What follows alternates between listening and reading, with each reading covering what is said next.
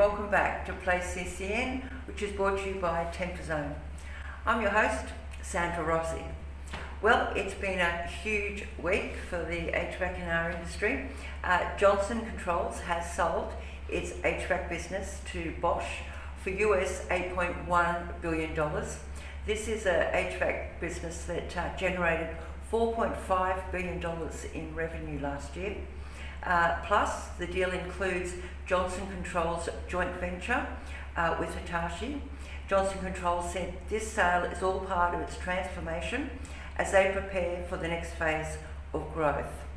Hitachi said Bosch is the ideal partner to grow the air conditioning business, as Bosch is already well established in Europe and it has a good track record in the heating business.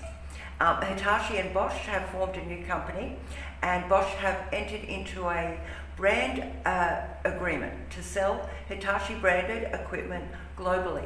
At the same time, Hitachi will keep the Japanese assets that were set up under the Johnson Controls joint venture. This includes a factory in Japan which manufactures commercial air conditioning equipment. Hitachi said it's keen to leverage Bosch's footprint in Europe, while Bosch will use the joint venture to accelerate the company's growth in Asia. The transaction will close in the first quarter of early 2026. Victoria and New South Wales have joined forces to improve the development of heat pump technology and the heat pump market here in Australia. The announcement follows the release of a report that was compiled by the Energy Efficiency Council, which provides a roadmap for heat pump hot water systems in Australia.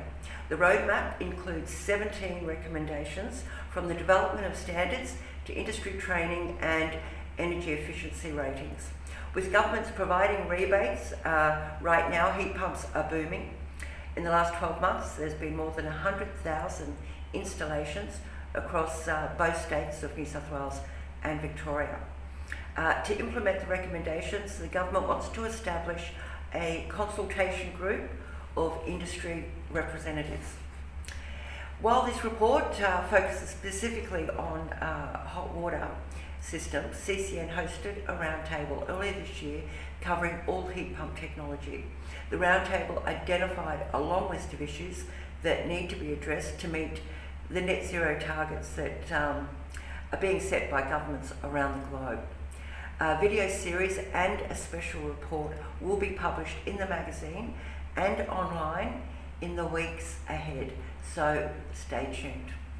Well, that's it for our headlines this week, which were brought to you by Zone. Thank you for watching.